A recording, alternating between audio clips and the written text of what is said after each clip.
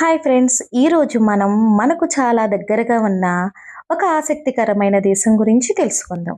అదేనండి బంగ్లాదేశ్. చిన్న దేశమైన చరిత్ర, సంస్కృతి, జనాభా మరియు ఆర్థికంగా చాలా ప్రత్యేకమైనది. అయితే బంగ్లాదేశ్లో ఏమి ప్రత్యేకం ఉందో ఇప్పుడు చూద్దాం. బంగ్లాదేశ్ రాజధాని ఢాకా, కరెన్సీ టాకా, అధికార భాష బెంగాలీ. బంగ్లాదేశ్ దక్షిణ ఆసియాలో ఉంది. ఇది ఎక్కువ ఇండియా చుట్టూ ఉంటుంది. అలాగే మయన్మార్ దగ్గర కూడా ఉంది. చాలా ప్రత్యేకంగా ఇది ప్రపంచంలోనే జనసాంద్రత ఎక్కువ ఉన్న దేశాలలో ఇది ఒకటి. బంగ్లాదేశ్ చరిత్ర చాలా ఇంట్రెస్టింగ్ అండి. ముందు ఇది పాకిస్తాన్లో భాగంగా ఉండేది. కానీ 1971లో జరిగిన విమోచన యుద్ధం తర్వాత ఇది స్వతంత్ర దేశంగా మారింది. అప్పటి నుంచి బంగ్లాదేశ్ తన ప్రత్యేక గుర్తింపుతో ముందుకు వస్తుంది.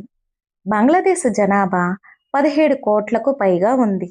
ఇంత చిన్న దేశం, ఇంత పెద్ద జనాభా ఉండటం చాలా ఆశ్చర్యం.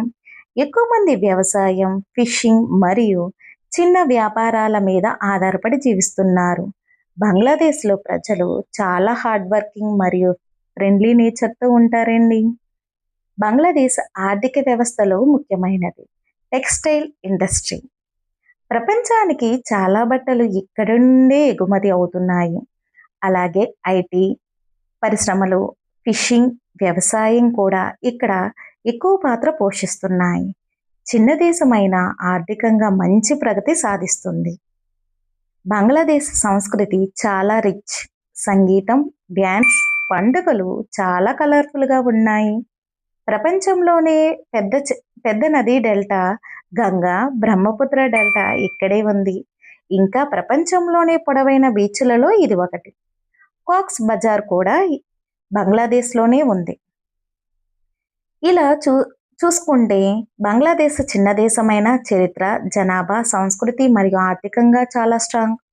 మీకు ఈ వీడియో నచ్చితే లైక్ చేయండి మరియు ఇలాంటి మరిన్ని వీడియోల కోసం రాకీ అండ్ చిన్ను ఆర్ఆర్ ఛానల్ని సబ్స్క్రైబ్ చేసుకోండి.